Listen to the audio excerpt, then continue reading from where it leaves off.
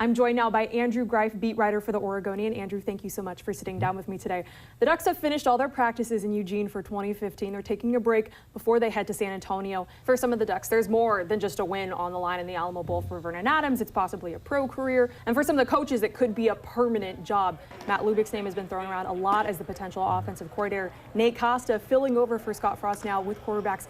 How do you see the coaching kind of circle ending by the end of the season? Yeah, I think that, Helfrich was very open about this is kind of an audition for Lubick, and I think that the smart money is still on him being promoted. He has a ton of trust inside the organization, outside the organization.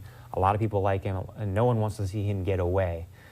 With Nate Costa especially, he is the same kind of thing. That's what I was surprised with talking with people who know the program well inside and out. They say that they really don't want to lose Nate Costa because he's kind of been identified as a coach on the rise, even though he's only a graduate assistant.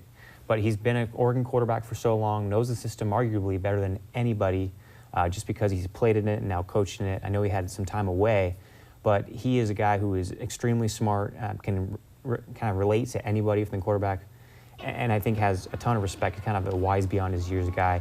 He's going to be someone who might be fought over between Oregon or UCF going forward. And if Costa does stay at Oregon and takes over that quarterback coaching position, he will have Dakota Prukop. I know you've been able to talk with him. He's a Montana State quarterback transfer. How do you think he's going to fit into this program? Everyone says kind of off the field, he's a great guy. And so I think that attitude-wise, chemistry-wise, he won't have any problem that way. People give him rave reviews.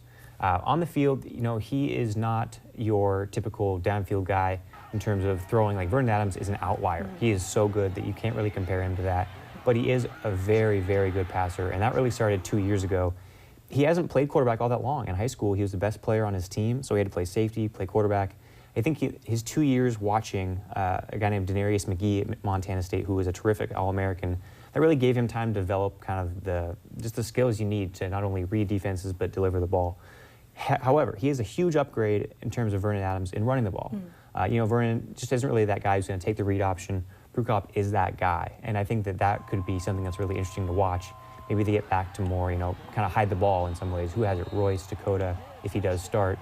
He gives them that dynamite downfield running threat. This is going to be the second straight season where an FCS transfer quarterback is coming in. What does that say about Oregon's ability to develop their own quarterbacks? I think that obviously you don't want to rely on a pipeline like that for too long. I think it would discourage recruits. And if this were to continue, as to say, well, why am I going to come here if I know they're just going to bring in somebody else? I could see how that, if this went further than 2 years, it could really do that.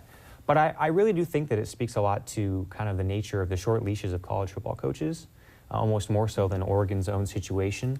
You look at programs like Alabama, they took Jacob Coker, who's a graduate transfer from Florida State.